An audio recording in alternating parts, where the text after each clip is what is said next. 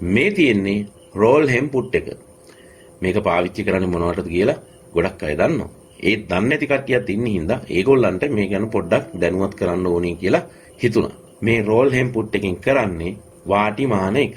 ඒ කියන්නේ අපිට වාටි අතින් නමල සාමාන්‍ය පුට් එකකින් මහන්න අමාරුයිනේ. එතකොට අපිට කිසිම ගැටලුවක් නැතුව ඒකාකාරීව ලස්සනට හරියටම අපි නමලා මහන තැන එජ් එකේ අයිනෙම්ම කිසිම කරදරයක් නැතුව නීට් එකට එකම සයිස් එකට එහෙට මෙහෙට පනින්න නැතුව ලස්සනට මහ ගන්න පුළුවන් පුට් එකක් තමයි මේ හෙම් පුට් එක.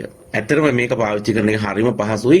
මහන කෙනා කරන්න ඕනේ රෙද්ද අතින් අල්ලලා මේ පුට් එකේ ඉස්සරහා ඇඹරිලා තියෙන කොටස ඇතුළට රෙද්ද අතින් ඔබලා දුන්නාට පස්සේ දිගටම පුට් එක විසින් මැහිගෙන යනවා එකම සයිස් එකට ඇද වෙන්නේ නැතුව හරියටම කෙලින්. පාවිච්චි ඉතාමත් පහසුයි.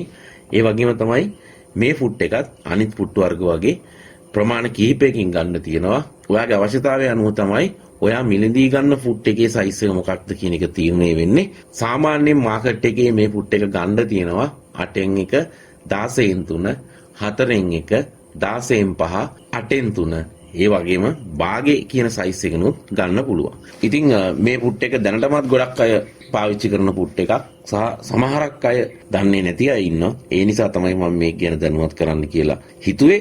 ඉතින් මගේ channel එක ගොඩාක් අය බලනවා. ඒකට සතුටුයි. හැබැයි පොඩි කනගාටුවට කාරණාවකුත් තියෙනවා. මගේ වීඩියෝ බලන අයගෙන් 120යි channel එක subscribe කරලා තියෙන්නේ. 180ක් දෙනාම වීඩියෝ බලනවා. නමුත් channel එක subscribe කරලා නැහැ.